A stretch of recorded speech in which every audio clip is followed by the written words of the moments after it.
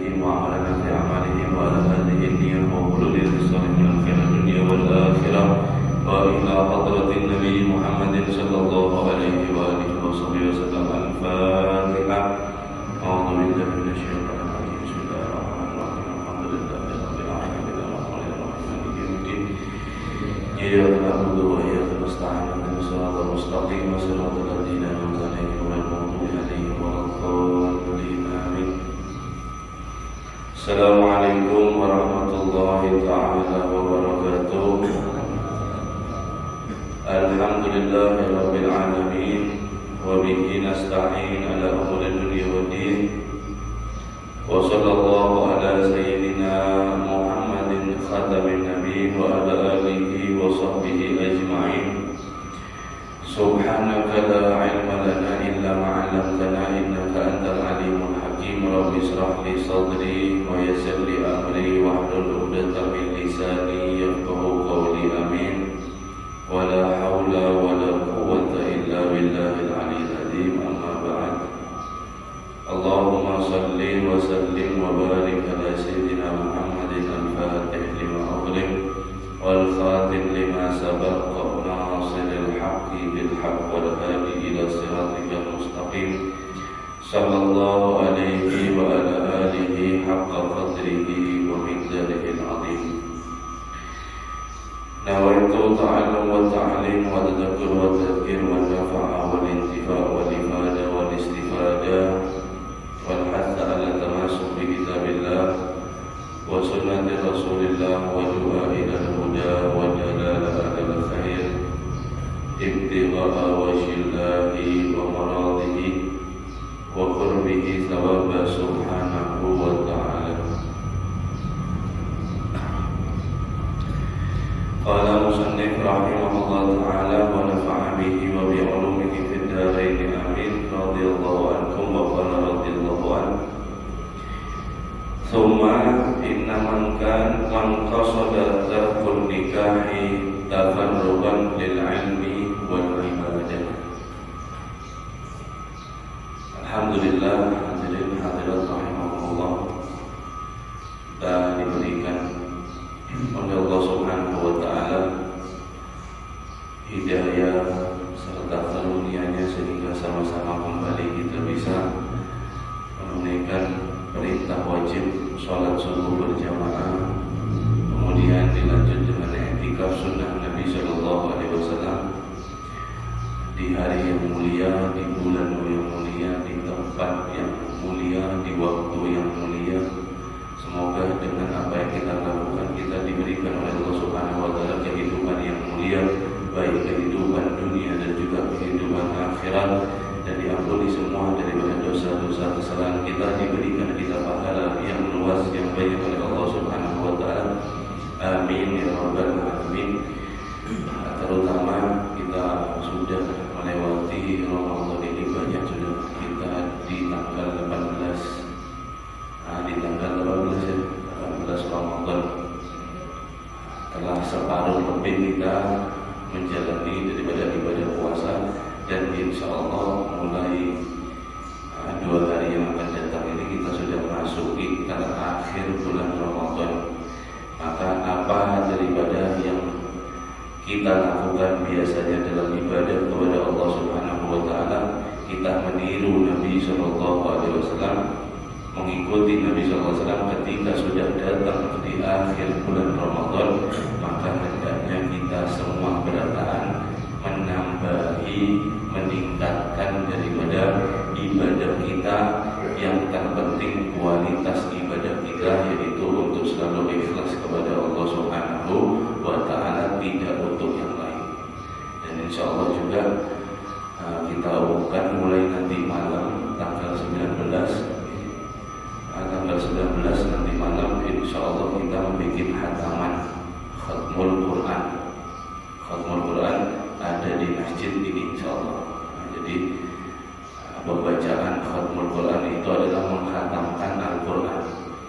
Nah, itu nanti akan dilaksanakan mulai nanti malam tanggal 19. Sebab Sayyidina Aisyah meriwayatkan, berpendapat beliau malam Lailatul Qadar itu biasa banyaknya, kata Sayyidah Aisyah, 19. Jadi mulai nanti malam insyaallah setiap malam ganjil 21, 23, 23, 25, 27 sampai 29 kita akan mengadakan khatmul Quran, hataman Al-Quran. Nanti acaranya setelah habis tarawih, sederhana ya, acaranya sederhana, kita menghafal Al-Quran habis tarawih di masjid ini. Biasanya tadarus, tapi kita hadir untuk daripada banyak kita akan membaca doa khatmul Quran, doa birrul walidain, juga doa qasidah yang akan daripada dilantunkan mengikuti daripada salafun shalih. Sebab man khatama Al-Quran falahu da'watun mustajab. Siapa orang yang menghatamkan Al-Quran maka doanya akan diistijabah oleh Allah Subhanahu wa ta'ala, dikabulkan semua permintaan. Mudah-mudahan kita diberikan kekuatan sehat walafiat dan bisa mengikuti daripada rangkaian acara. Boleh mungkin jam 10, jam 11 selesai.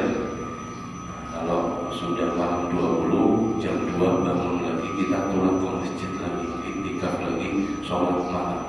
Insyaallah keluar daripada Ramadan kita seperti bayi yang baru keluar dari rahim ibu kita, yang tidak sama sekali memiliki dosa, dan kita akan dibersihkan daripada semua kesalahan. Amin ya rabbal alamin. Meneruskan pembahasan kita yaitu tentang masalah nikah. Di ujung pembahasan Imam Abdullah Al-Haddad mengatakan dalam kitabnya Nasaih, kemudian sesungguhnya bagi siapapun, kemarin sudah dijelaskan tentang fadilah nikah, keutamaan nikah. Dan sekarang orang yang meninggalkan nikah, yang tidak mau nikah, itu bagaimana pandangannya dalam Islam atau dalam syariat, ini yang akan kita bahas. Siapapun saja qasada yang bermaksud bertujuan tarkun nikah, meninggalkan nikah, tidak mau kawin, tafarraqan, dia mengosongkan dirinya, tujuannya lil ilm wal ibadah, hanya dua, untuk tujuan ilmu dan juga untuk tujuan ibadah. Wa tabaudan an syawagil dunya wa ala biha, dan dia meninggalkan daripada kesibukan dunia dan menggantungkan hatinya kepada dunia. Wa kana ma'a dzalik, dan bersamaan dengan dia meninggalkan nikah untuk tujuan ilmu dan ibadah, tidak sibuk terhadap dunia, dia dibarengi juga harus wa kana ma'a dzalik fariqan qalbi anil maili ilan nisa wal ruquni ilaihinna, yaitu hendaknya dia juga memang benar-benar kosong di dalam hatinya, tidak condong kepada perempuan dan juga tidak cenderung berkeinginan kepada perempuan. Fa innahu, maka dengan sebab alasan ini dia meninggalkan nikah, la ba'sa alaihi fi tarkihi wa la junah, dia tidak apa-apa meninggalkan dengan alasan tersebut dan juga tidak mendapatkan keburukan atau dosa.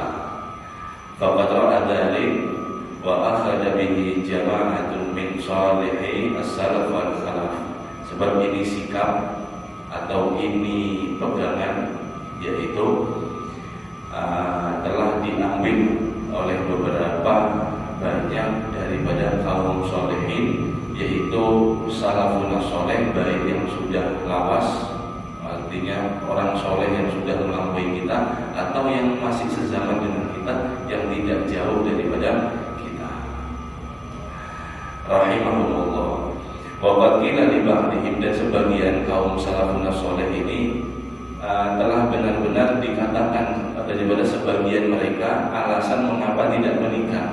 Allah tazawwaj, kenapa kamu tidak menikah? Maka dijawab sebagian orang soleh tadi yang fokus ibadah, yang fokus ilim, tidak urusan dunia, tidak daripada condong memikirkan daripada binian terus atau sebaliknya. Ditanya, kenapa sampean guru atau syekh tidak menikah? Qad ajastu an taqwimi nafsi afa adumu ilaiha nafsa tsaniyah. Aku ini tidak mampu atas mengurus diriku sendiri. Mana mungkin dengan diriku sendiri saya tidak bisa mengurus dengan benar masih ini, mau mengurus daripada ditambah satu lagi, yaitu ditambah maksudnya istri, maka aku tidak akan mampu. Nah, ini alasan mereka ya. Wa qila mithlu dzalik akhar minhum faqal, dan juga dikatakan sebagian permisalan atau sama daripada yang lainnya, daripada ulama yang lain. Faqala, dikatakan, dijawab, lau qadartu ala tatliki nafsi la talaqtuha. Kenapa guru Syekh kamu ini, engkau ini kada menikah? Dijawab oleh Sidin, seandainya saya mampu untuk mentalak diri saya sendiri, itu akan saya talak diri saya sendiri. Kok mau mencari bini? Diri saya kalau bisa saya talak, itu saya talak. Nah, ini hal dan bahasa daripada mereka kaum sholihin, yang kalau orang mau meninggalkan nikah harus ya semisal seperti ini. Sebab nikah adalah sunnatul anbiya wa syiarul auliya, sunnah daripada Nabi dan syiarnya daripada auliya. Wakil bil Bishr bin Haris rahimahullah. Ada Imam Bishr bin Haris ini, beliau lahir di kota Memphis di zaman Imam Ahmad bin Hanbal, bawahnya Imam Syafi'i radhiyallahu anhu. Yaitu beliau ini pindah ke Baghdad. Beliau dikatakan, innan nasi yatakalamuna fi, sesungguhnya manusia wahai Imam Bishr telah mengomentari kepada engkau di pasar, di toko, di masjid, di mana, semua orang ini berbincang urusan kamu. Ya ulun, mereka ini orang-orang bilang, ini mungkin muridnya yang bilang, mereka bilang, inna katarikun li sunnah yuriduna tazawwaj. Kamu ini orang yang meninggalkan sunnah, dan mereka ingin melihat kamu ini menikah saja sudah. Jangan membujang terus. Menikah, jangan tidak menikah saja. Jangan meninggalkan sunnah. Faqal, dijawab oleh Imam Bishr, lahum, jawab kepada mereka, huwa masyghulun bil fariidah. Nah, dia Imam Bishr katakan kepada mereka, yaitu lagi sibuk dengan kewajibannya kepada Allah Subhanahu wa ta'ala, belum bisa memenuhi daripada haknya dia kepada Allah. Maka saya fokus dulu untuk daripada mengatur kehidupan saya atas apa yang telah Allah Subhanahu wa ta'ala wajibkan. Nah, ini kalau buat orang awam mungkin sangat jauh alasan-alasan seperti ini, cuma kita menambah wawasan. Sebab alasan daripada hanya ini meninggalkan nikah yang dibenarkan oleh syariat. Tidak ada cerita orang meninggalkan nikah kenapa? Fokus begawi, ini kan ada. Kalau fokus mencari ilmu, fokus ibadah kepada Allah, itu masih ada toleransi. Tapi kalau untuk urusan dunia dan yang lainnya kan ada. Sebab Imam Bishr ini dikatakan beliau ini mantan berandal dulu ya. Sebab beliau ini menjadi imam, menjadi sufi, waliullah, itu karena dulunya Sidin waktu masih muda di kota Memphis atau di mana itu riwayat beliau manakibnya, beliau ini suka mabuk-mabukan setiap hari, minum khamr. Suka lah berandal kemana. Tengah-tengah waktu dia satu ketika dia mau guling, beliau mau guling ke rumahnya, menemukan kertas yang ada di bawah di jalanan itu, terdapat tulisan Bismillahirrahmanirrahim, tulisan kertas tadi itu.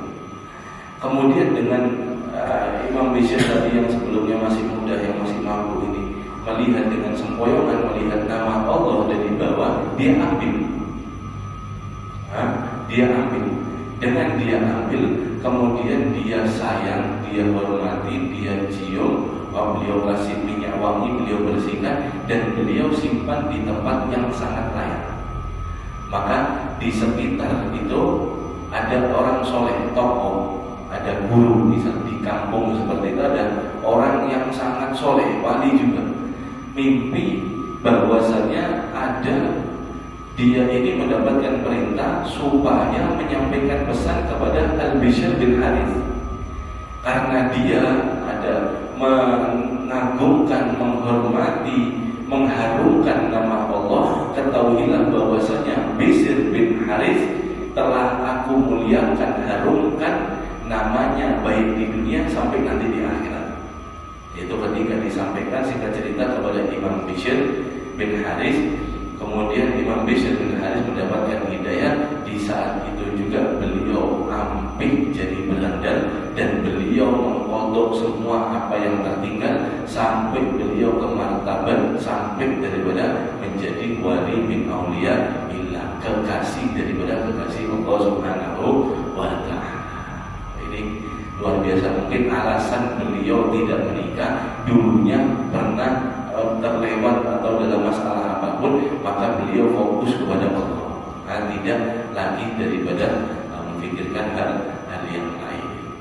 Makanya itu hadirin, ini adalah satu pelajaran juga supaya kita kalau benci sama orang ketika maksiat itu benci maksiatnya, jangan orangnya. Kita melihat orang maksiat, kita ingkar, kita tegur, tapi yang kita tegur itu adalah dia, maksiatnya dia kepada Allah, bukan orangnya. Kalau orangnya tetap kita melihat ini adalah umat Muhammad Sallallahu Alaihi Wasallam, supaya hidayah itu masuk sampai ke hati orang tersebut. Itu daripada diantaranya dakwah. Kita terus. Qultu menurutku fa'in bagi liman arada tazawwaj an yatazawwaja bi niyatil isti'anati 'ala dini wal akhirah. Kesimpulannya kata Imam Al-Haddad, bagi siapapun yang ingin menikah, hendaknya dia untuk menikah tujuannya dengan niat membantu atas agamanya dan atas akhiratnya. Saya menikah supaya saya aman dari mata maksiat, kemaluan saya, kehormatan saya, dan seterusnya, supaya saya selamat. Wa man taraka fayambaghi an yatruka bi niyatin ta'affudhi 'ala dini wa izari janibi salam wal ihtiyat. Dan barang siapa orang yang meninggalkan nikah dengan niat dia menjaga agamanya dan juga dia lebih mementingkan keselamatannya dan juga berhati-hati, maka fayakun fi tazawwijihi wa tarkihi ala niyati shalihatin yusluhu taqarrubu biha ilallah.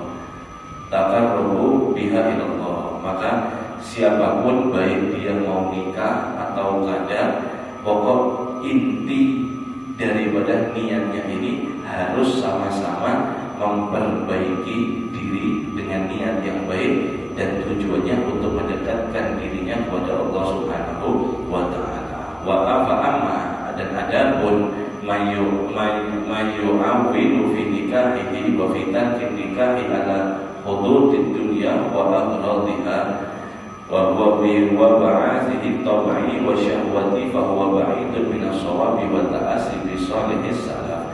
Dan siapapun orang yang beralasan dengan dia daripada nikah atau meninggalkan nikah tujuannya untuk urusan duniawi dan dia untuk urusan daripada syahwatnya hanya memuaskan syahwat supaya bebas supaya apakah tidak menikah, atau dia menikah tapi tujuannya mencari daripada yang sukika atau hanya mencari yang cantik dan yang lainnya, maka ini adalah satu adat atau satu daripada hal yang sangat-sangat jauh daripada pahala, dan juga ini adalah bentuk putus asa atau tidak sama jalannya dengan salafun saleh para ulama.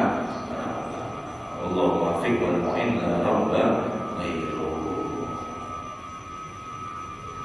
Sebab ada sekarang itu saya pernah ketemu kalau di sini ini Kota Baru ada wali pantai kayak guru Gufron, beliau itu sampai sekarang hujan. Waktu ditanya, waktu kita tanya kenapa guru kok pada menikah, ya beliau menjawab dengan jawabannya dengan pendapatnya beliau, dan itu sangat bagus sekali. Sebab ada sendiri hati memang mereka itu kaum solihin benar-benar fokus dirinya hanya kepada Allah dan fokus ibadah. Memang benar, tidak memikirkan daripada hal-hal yang termasuk Syekh Saman Mulia itu di akhir umur, di akhir umur beliau menikah dengan Nabi Muhammad SAW. Di akhir umur selama fokus terhadap ilmu dan urusan dakwah sama agama. Ini bagus, itu aja alasannya yang digunakan daripada syariat. Tapi kalau ada alasan lain seperti sakit yang mungkin impoten atau tapi ada dalil insyaallah. Ada dalil dan alhamdulillah dari. Habis pembahasan nikah, al-ihsan ila mamalik wa jiran. Pembahasan perbudakan sebenarnya ini bab kadada. Dalam sekarang syariat zaman kita kadada. Cuma ada sedikit saja, yaitu masalah membantu dan juga untuk kita menambah wawasan saja bagaimana perbudakan tersebut. Islam menanggapinya. Wa amal ihsan ila mamaliki wa walaqa'i faqad warada al-amru bihi wal hasu alaihi. Dan adapun berperilaku baik kepada budak, apapun yang dia miliki hamba sahaya, maka telah diriwayatkan, telah diperintahkan dan dianjurkan untuk baik kepada mereka. Qala Allah Ta'ala, Allah Subhanahu wa Ta'ala berfirman, wa'budullaha wa la tusyriku bihi syai'a wa bil walidaini ihsana wa bidil qurba wal yatama wal masakini wal jari dzil qurba wal jari junubi was sahibin bil janbi wal nisabi wa ma malakat aymanukum.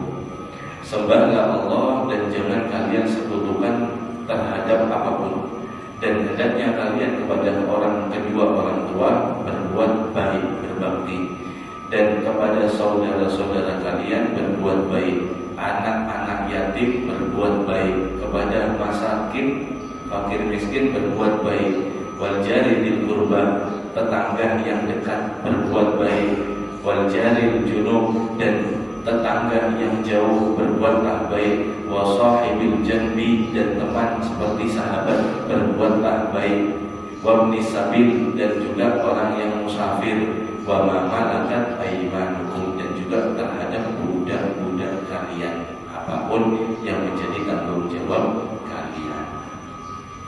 Hadirin, perbudakan ini sebenarnya adalah sejarah yang sangat panjang manusia lalui, dan itu bahkan jauh sebelum Islam.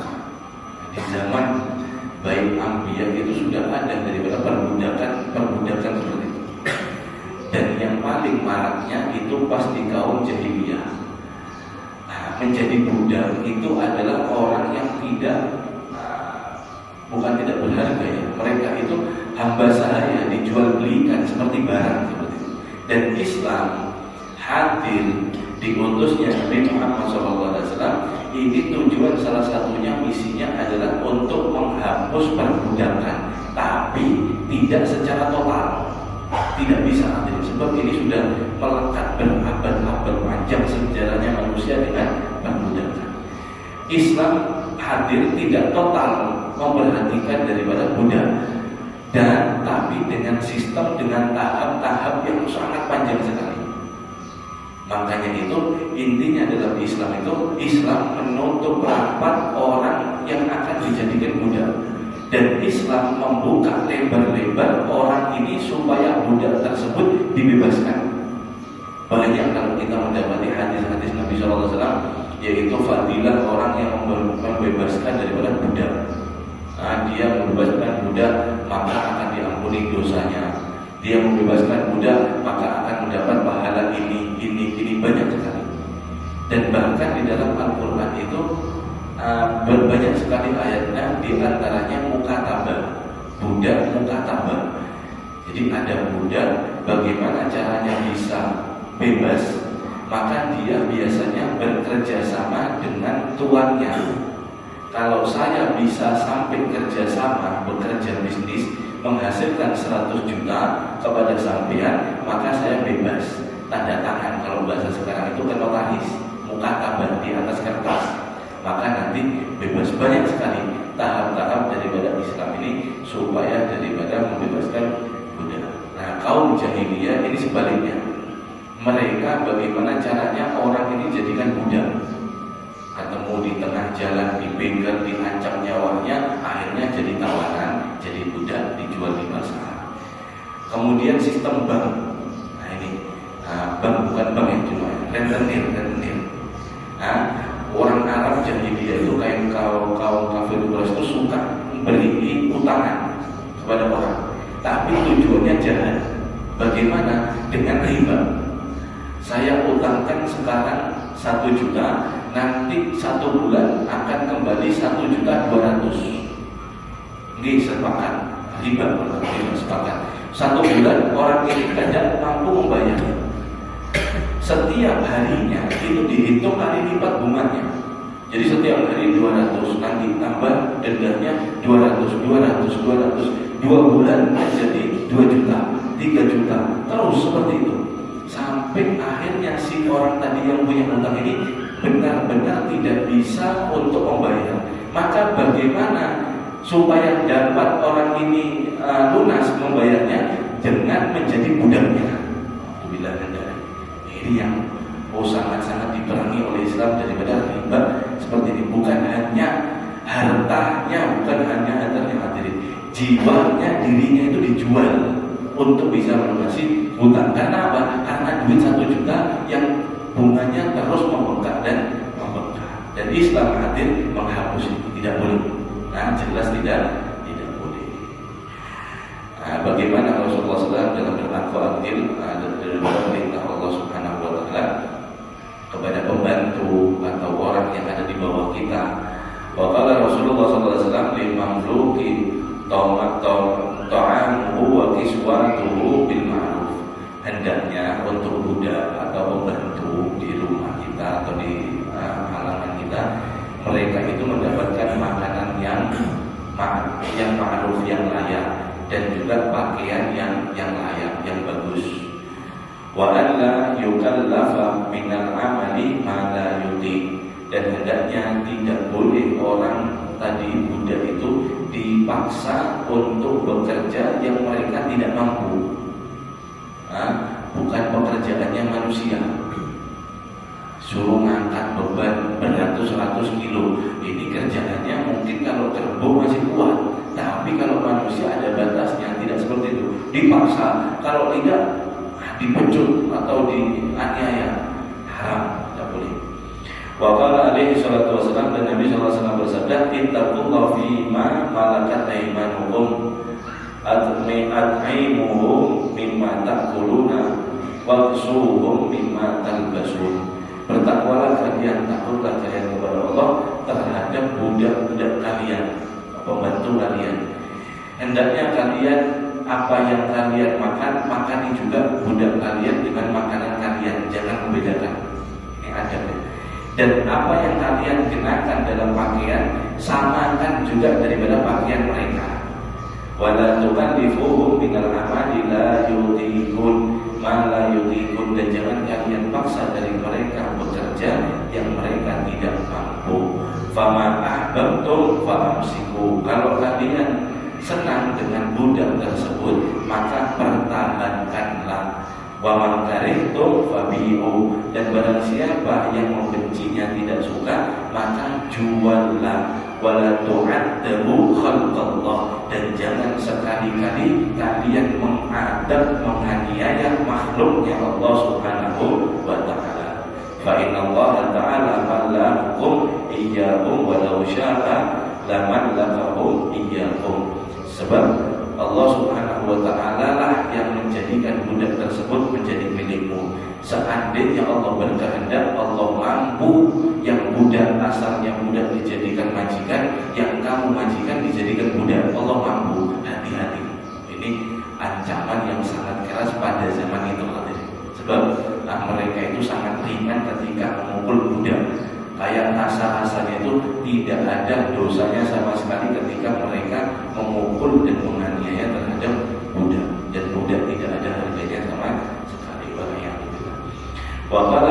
suatu ketika Rasulullah bersabda seperti ini, ada lagi tanya, ya Rasulullah, kam na'fu anil khadim, berapa kali kita ini hendaknya memaafkan kepada pembantu kita?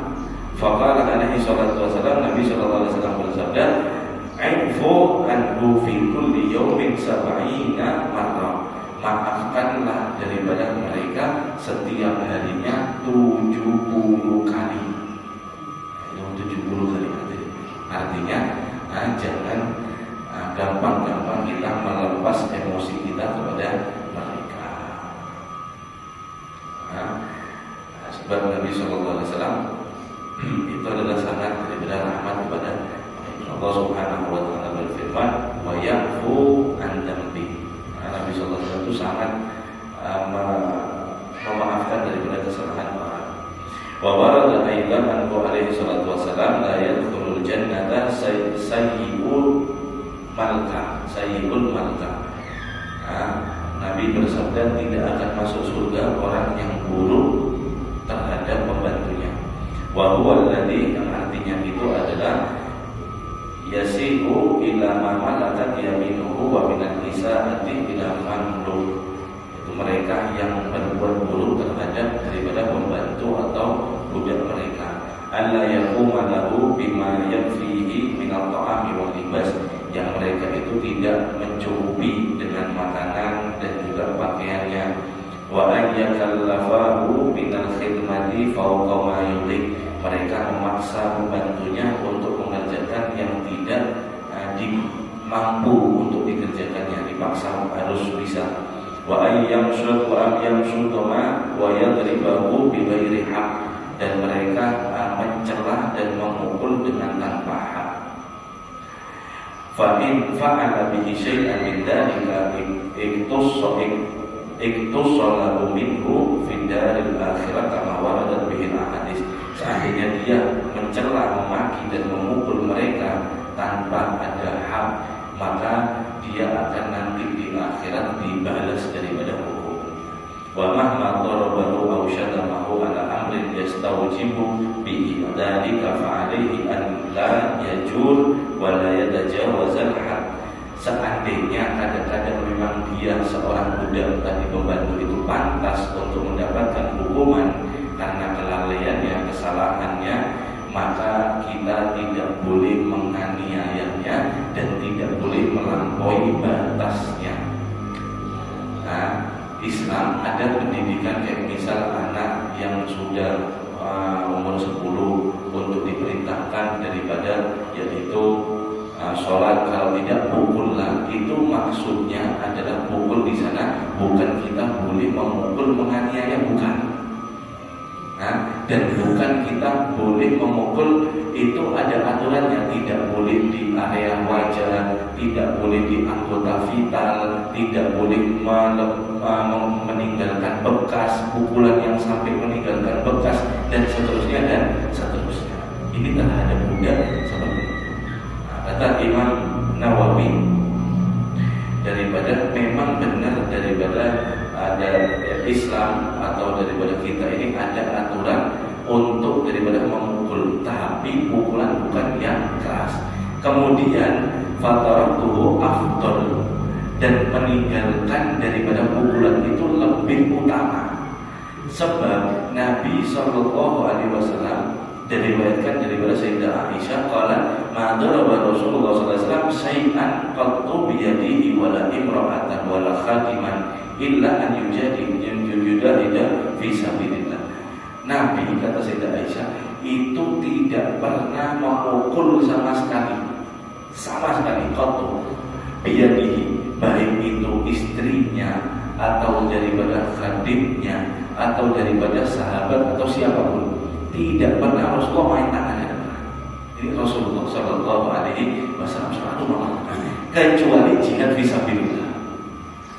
Sifatnya Rasulullah salah satunya itu hadirin adalah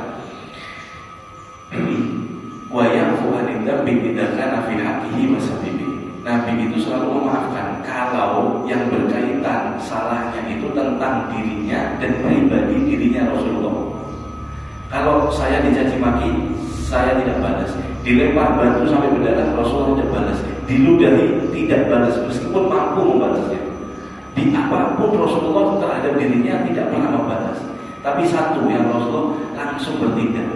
Idza dhayya'a haqqullah lam yakum ahad li ghadabi. Tapi ketika sudah haknya Allah diganggu oleh manusia, maka Rasulullah SAW berdiri dan tidak ada yang mampu menghadapi Rasulullah di depannya. Siapapun pasti kalah dia. Itu Rasulullah. Hebatnya Rasulullah SAW, meskipun panglima terbesar sangat kuat, tapi di dalam rumahnya tidak pernah Rasulullah menyentuh mereka, mendolimi baik daripada istrinya, pembantunya, atau anaknya, atau siapapun. Selalu Rasulullah memaafkan. Sifat inilah yang harus daripada kita teladani dan kita ambil. Wa in afa wa safaha kana dzalika ahsan wa ajmal. Kalau kita memaafkan dan kita memaklumi, maka itu lebih baik dan lebih indah.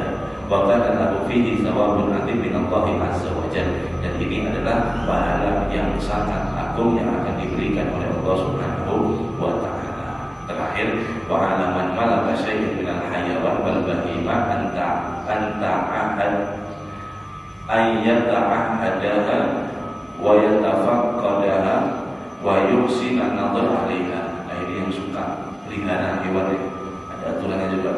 Dan barang siapa orang yang suka ternak ayam, bebek, ikan atau apapun, wal bahima, dan mereka suka mungkin merawat kucing atau ikan juga, kolam akuarium atau apapun, hewan. Tapi jangan singa lah, kita taruh kelurahan boleh kan? Peliharaan hendaknya mereka menjaga dengan perhatian, dengan mengurus semua kebutuhannya, dan hendaknya dia sangat baik di dalam memperhatikan daripada peliharaannya tersebut. Ya tawala dari binafsihi, hendaknya dia sendiri, baik dia sendiri yang mengawasinya, au yulihi man yasiqu bihi min auladihi wa khadimihi. Atau kalau dia sibuk pegawai atau yang lainnya, maka dia serahkan kepercayaan kepada orang lain. Seperti siapa? Mungkin anaknya, istrinya, atau pembantunya, atau yang lain-lain. Fa illam yaf'al dzalik faqad fi itsmi wa haraj. Tapi kalau dia tidak memperhatikan hal yang ini, dia memelihara hewan tapi dibiarkan semena-mena, maka dia akan mendapatkan dosa yang besar dan hukumannya serius. Wa fil hadis, di dalam hadis Sahih Bukhari atau riwayat Muslim, Nabi SAW bercerita, inna imra'atan dakhalat nar fi hirratin rabatha la hiya at'amatha wa la hiya tarakatha ta'kulu min khashasi al. Sesungguhnya kata Nabi, ada seorang wanita, perempuan, dakhalat nar, dia masuk neraka. Karena apa? Sebab fi hirra, karena seekor kucing. Seekor kucing dimasukkan neraka Allah karena satu ekor kucing. Kenapa sebabnya? Robanda, kucingnya diikat. La fiha amatha, tidak dikasih makan. Walahiyya tarakatha, dan juga dia tidak dibiarkan takulu min khasya'isil, tidak dibiarkan untuk keluar mencari makan sendiri sampai kucing ini mati. Maka dengan perbuatannya yang kelihatannya mungkin di dunia ini bisa dimaafkan, tapi Allah tidak memaafkan, dimasukkan ke dalam neraka karena seekor kucing. Hati-hati. Ini bukan hanya khusus kucing, ya semua hewan, sebab itu makhluk Allah Subhanahu wa ta'ala. Kalau kita mau memelihara, maka dengan harus benar-benar, jangan sembarangan, sebab itu adalah ciptaan Allah Subhanahu wa ta'ala. Itu juga daripada makhluk dia. Bagaimana Islam daripada rahmatnya lil alamin kepada seluruh alam, bahkan hewan pun itu kita diajarkan, dan bagaimana cara kasih sayang, apalagi manusia diikat pada dikasih makan. Lebih lagi nanti kucing saja perkaranya seperti ini, apalagi manusia, apalagi umat umat Nabi Muhammad SAW. Lebih hati-hati untuk menyakiti daripada sesama kita. Wallahu a'lam bishawab. Mudah-mudahan kita diberikan ilmu yang bermanfaat, diberikan amal soleh, sehingga kita selalu bisa insyaallah beribadah dengan baik, dengan benar,